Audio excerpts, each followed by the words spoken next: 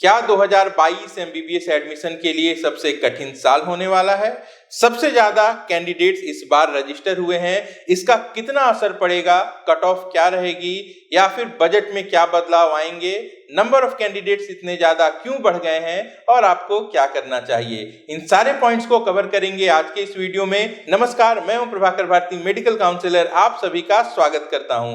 जैसा कि आप सब जानते हैं, 2022 के लिए जो नंबर ऑफ रजिस्टर्ड कैंडिडेट्स हैं वो रिकॉर्ड तोड़ लगभग 19 लाख हैं, जो कि 2021 से अगर हम कंपेयर करें तो लगभग 2.5 लाख ज्यादा हैं। जी हाँ, नीट की हिस्ट्री में अब तक सबसे ज्यादा हाईएस्ट नंबर ऑफ कैंडिडेट जो रजिस्टर हुए हैं वो 2022 में है और सबसे ज्यादा बढ़ोतरी भी 21 से 22 में देखने को मिली है। तो निश्चित रूप से इसका जो इम्पैक्ट है वो 2022 की काउंसलिंग में देखने को मिलेगा। ऐसे कैंडिडेट जिन्होंने 2021 की काउंसलिंग को पार्टिसिपेट किया है वह इस बात को अच्छे से जानते हैं कि बहुत सारे नए नियम बने थे 2021 में और जो सिचुएशन है वो भी बहुत यूनिक थी। मैराथन काउंसलिंग हुई, एग्जाम के 7 महीने बाद तक काउंसलिंग खत्म होती है। ऐसे में जो कट ऑफ है उसमें बहुत भारी बदलाव भी आपको देखने को मिला। 2022 में भी बहुत कुछ नया होगा और इसकी जो शुरुआत है वो सबसे हाईएस्ट नंबर ऑफ कैंडिडेट से हो रही है। नंबर ऑफ कैंडिडेट ज्यादा है, इसका सीधा सा मतलब है कि जो कंपटीशन है यह बढ़ चुका है। लेकिन इतने ज्यादा कैंडिडेट्स क्यों बढ़ गए? 5 पॉइंट्स आपको बताता हूं। अगर सहमत होंगे तो वीडियो को लाइक जरूर करिएगा। सबसे पहला पॉइंट की जो क्रेज है मेडिकल एजुकेशन को लेके, ये गत कई वर्षों में काफी ज्यादा बढ़ गया है। जो ट्रेंड है यह हमेशा चेंज होता है। आज से 5 साल 7 साल पहले की अगर हम बात करें तो इंजीनियरिंग को लेके ऐसा ट्रेंड था कि वहां पे जो नंबर ऑफ कैंडिडेट्स हैं वो काफी ज्यादा बढ़ गए थे, लेकिन इनकी संख्या अब कम हो चुकी है। ये अलग अलग स्ट्रीम में बढ़ गए हैं, लेकिन मेडिकल एजुकेशन में पिछले 5-7 साल के अगर रिकॉर्ड को हम देखें तो जो इंक्रीमेंट है वो लगातार बढ़ती जा रही है। दूसरा और सबसे जरूरी रीजन ये है कि जो एज लिमिट है यह फाइनली खत्म हो चुकी है, यानी कि किसी भी उम्र के कैंडिडेट के लिए अब कोई बाध्यता नहीं है। वो चाहें तो नीट का एग्जाम देके एमबीबीएस की पढ़ाई कर सकते हैं। एज लिमिट हालांकि पिछले 2 साल से ये जो मैटर है ये कोर्ट में था तो वहां पे भी एज लिमिट नहीं थी, लेकिन अब ऑफिशियली सरकार ने इसे हटा दिया है। जो संशय था कैंडिडेट्स के मन में कि एज लिमिट के कारण उनको परेशानी होगी वो खत्म हो चुका है। ऐसे में कई सारे ऐसे कैंडिडेट भी इस बार आपको देखने को मिलेंगे जिनकी जो एज है वो 25 ईयर से ज्यादा होगी। तीसरी और इम्पॉर्टेंट बात ये भी है कि जो लिमिट है, जो नंबर ऑफ अटेम्प्ट्स होते थे, इन्हें भी हटा दिया गया है। एक समय ऐसा हुआ करता था जब 3 लिमिट तक प्रावधान बना दिया गया था कि कैंडिडेट 3 बार से ज्यादा नीट के एग्जाम में नहीं बैठ पाएंगे, लेकिन अब लिमिट को भी हटा दिया गया है। 5 बार 10 बार जब तक इच्छा शक्ति हो कैंडिडेट यहाँ पे बैठ सकते हैं। तो यह भी एक रीजन है कि जो नंबर ऑफ कैंडिडेट्स हैं वो लगातार बढ़ रहे हैं। चौथा रीजन कि नंबर ऑफ कैंडिडेट्स एक्यूमुलेट हो रहे हैं। अगर आप एक नजर डेटा पे डालें तो 2018 में तकरीबन 13 लाख कैंडिडेट रजिस्टर हुए थे। 2019 में इनकी संख्या बढ़ के 15 लाख के करीब पहुंच गई। 2020 और 2021 कोरोना प्रभावित साल था तो ये जो संख्या है यहाँ पे बहुत ज्यादा इंक्रीमेंट नहीं हुई थी, फिर भी तकरीबन 16 लाख के करीब कैंडिडेट ने यहाँ पे रजिस्टर कराया था। 2022 की बात करें तो सबसे बड़ी वृद्धि और अब जो संख्या है वह 19 लाख के करीब पहुंच गई है। यह इस बात का संकेत है कि चूंकि एज लिमिट नहीं है, नंबर ऑफ अटेम्प्ट की भी लिमिट नहीं है और जो नंबर ऑफ अवेलेबल सीट्स हैं वो total number of qualifying candidate के मुकाबले बहुत ज्यादा कम है। ऐसे में जो कैंडिडेट्स हैं यह एक्यूमुलेट हो रहे हैं। 4 साल 5 साल 6 साल तक भी अटेम्प्ट देने वाले कई सारे कैंडिडेट्स इस बार भी 2022 के एग्जामिनेशन को पार्टिसिपेट कर रहे हैं। 5वां रीजन यह भी हो सकता है कि एमबीबीएस के साथ साथ अब नीट के एग्जाम में दूसरे कई सारे ऐसे कोर्स हैं जिनमें एडमिशन नीट के स्कोर पर भी होना है। आयुष के कोर्सेस हो, बीवीएससी हो या फिर नर्सिंग हो, इन सब के लिए अब जो नीट का एग्जाम है वो जरूरी हो गया है। तो ये भी एक वजह है कि जो नंबर ऑफ कैंडिडेट्स हैं वो बढ़े हैं। आइए अब समझते हैं कि 2022 में ये जो बढ़े हुए कैंडिडेट्स हैं इनका क्या इंपैक्ट देखने को मिलेगा। सबसे पहला इंपैक्ट आपको क्वालिफाइंग कट ऑफ पर देखने को मिलेगा। नंबर ऑफ कैंडिडेट्स ज्यादा हैं, ऐसे में अगर क्वेश्चन लास्ट ईयर के कंपैरिजन में बराबर का हुआ या फिर उससे ज्यादा टफ हुआ तो जो कट ऑफ है वो और लोअर जा सकती है। जानकारी के लिए बता दूं कि 2021 में अनरिजर्व कैटेगरी के लिए 138 स्कोर जो है वो क्वालिफाइंग स्कोर था।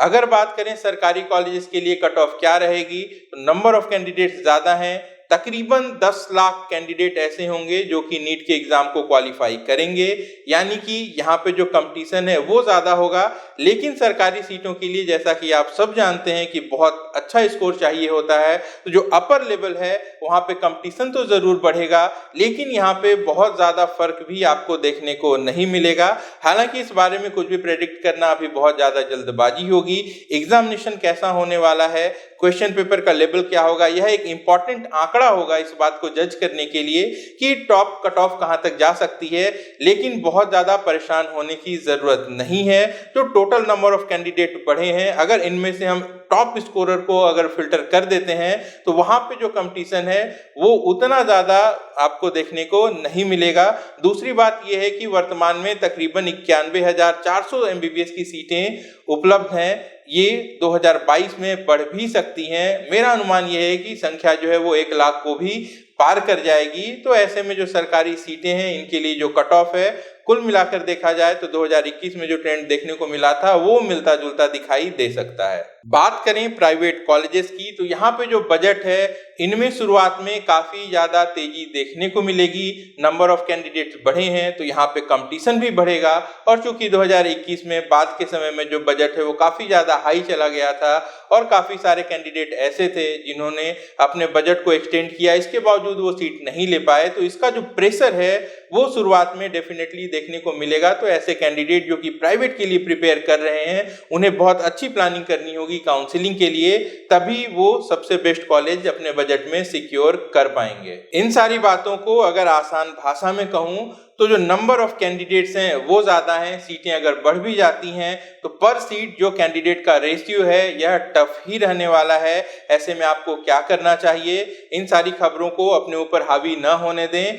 आपका काम है ज्यादा से ज्यादा नीट में स्कोर करना। ऐसे में पढ़ाई पर फोकस करें, अच्छी प्लानिंग के साथ पढ़ाई करें, अपने नेगेटिव मार्किंग को कम करें, मॉक टेस्ट की प्रैक्टिस करें। जितना ज्यादा अच्छा स्कोर आप नीट के एग्जाम में करेंगे उसी स्कोर पे आपका आगे का जो फ्यूचर है वो डिपेंड करेगा। गवर्नमेंट कॉलेजेस के लिए भी आपको बहुत अच्छा स्कोर चाहिए। जस्ट क्वालिफाइंग है तो प्राइवेट में एडमिशन जरूर मिलेगा, लेकिन वहां पे बजट मैटर करेगा और उसके लिए आपको काउंसलिंग की भी अच्छी जानकारी रखनी होगी। कुल मिलाकर बहुत कम वक्त बचा है, तो जो आपका एकमात्र फोकस है वो पढ़ाई पर ही होना चाहिए। लक्ष्य हमेशा ऊंचा रखेंगे, कभी भी अपने आप को लिमिट ना करिए कि आपकी जो तैयारी है इससे 500 मार्क्स ही आएंगे, या फिर आप ये ना सोचें कि 600 स्कोर पे अगर सरकारी कॉलेज मिलता है तो आपका जो टारगेट है वो 600 है। अभी वक्त बाकी है, तो ऐसे में आप सबका जो टारगेट है वो 720 ही होना चाहिए। आत्मविश्वास में कमी न आने दें। अच्छी बात है कि 18 लाख 20 लाख कैंडिडेट्स हैं, लेकिन आपको सिर्फ एक सीट चाहिए। उस एक सीट के लिए 1 लाख सीटें ऑफर की जाएंगी सरकार के द्वारा। ऑप्टिमिस्टिक रहिए, खुद पे भरोसा रखिए और मेहनत करिए। आपका नीट का स्कोर ही सब कुछ है और काउंसलिंग ही एकमात्र रास्ता है एमबीबीएस में एडमिशन का। तो आप सब कैंडिडेट जो कि 2022 के लिए तैयारी कर रहे हैं, इन सबको बहुत बहुत शुभकामनाएं। जो नए हैं हमारे चैनल को सब्सक्राइब जरूर कर लें। काउंसलिंग को लेके बेहद जरूरी वीडियोस लेकर मैं आप तक आता रहूंगा। लाइक कर दें वीडियो को, अपना और अपनों का अच्छे से ख्याल रखिए। मैं जल्द मिलता हूँ। नमस्कार, जय हिंद। अगर आप हमसे कांटेक्ट करना चाहते हैं या हमारी पेड सर्विसेज अवेल करना चाहते हैं तो आप वीडियो के डिस्क्रिप्शन में दिए गए लिंक पर क्लिक करके अपनी डिटेल्स भरिए। हमारी टीम बहुत जल्दी आपको कांटेक्ट करेगी। आप हमारी वेबसाइट www.omeducare.in पर भी विजिट कर सकते हैं या आप हमें ईमेल कर सकते हैं info@omeducare.in पर।